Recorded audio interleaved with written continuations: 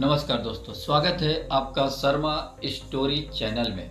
दोस्तों, आज का कहानी का शीर्षक है अपने पाप कर्मों का फल मनुष्य स्वयं भोगता है। एक समय की बात है, एक गांव में रघुनाथ नाम का एक व्यक्ति रहता था। बाहर से वो बहुत ही धार्मिक दिखता था।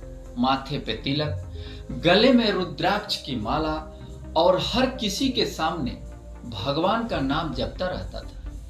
लेकिन उसके भीतर कपट भरा हुआ था। वह गरीबों को धोखा देता, किसी की जमीन पर कब्जा कर लेता, ब्याज के नाम पर लोगों से दुगुना तिगुना पैसा वसूलता और फिर मंदिर में जाकर दान भी कर देता है ताकि समाज उसे भक्त कहे। लोग कहते थे, देखो भगवान उस पर कितने मेहरबान है।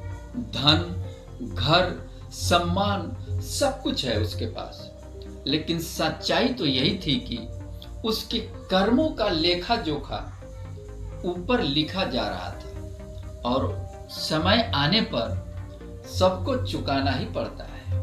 एक दिन रघुनाथ की जमीन पर काम करने वाले एक गरीब किसान की गाय उसके खेत में घुस गई। रघुनाथ ने गुस्से में किसान को बुरी तरह पीट दिया और गाय को भी लाठी से घायल कर दिया। किसान हाथ जोड़ता रहा, मालिक, यह तो मासूम जानवर है, गलती से चली आई है। पर रघुनाथ का हृदय पहले से ही पत्थर का बन चुका था। उसने कहा, जाओ, अब की बार आई तो जान ले लूंगा। कुछ महीनों बाद वही गाय सड़क पर मर गई और उसी रात रघुनाथ को तेज बुखार ने घेर लिया। कई वैद्य बुलाए गए पर बीमारी बढ़ती गई। उसका सारा शरीर जलने लगा, जैसे भीतर कोई आग लगी हो।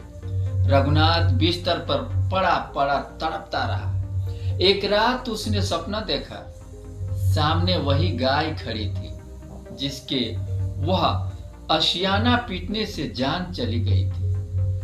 गाय बोली, रघुनाथ, तुमने मुझे निर्दोष होकर भी पीटा। मेरे बच्चे भूख से मर गए। अब तुम्हारे कर्मों का फल तुम्हें भोगना ही होगा। रघुनाथ चीखते हुए उठ बैठा। उसके पसीने पे भीगा शरीर कांप रहा था। उस दिन से उसका पतन शुरू हुआ। धीरे धीरे उसका व्यापार डूब गया। बेटे ने उसे घर से निकाल दिया और वह भिखारी बनकर गलियों में घूमने लगा। लोग कहते हैं, देखो, जो कल तक दानवीर था आज सड़क पर भटक रहा है। पर कोई नहीं जानता था कि यह वही रघुनाथ है जो अपने कर्मों का फल खुद भोग रहा है। एक दिन वह उसी मंदिर के सामने बैठा था जहां वह कभी दान देता था। आंखों में आंसू थे।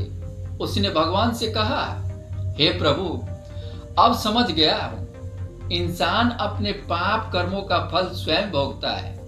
चाहे दुनिया कुछ भी कहे, पर न्याय आपका अटल है।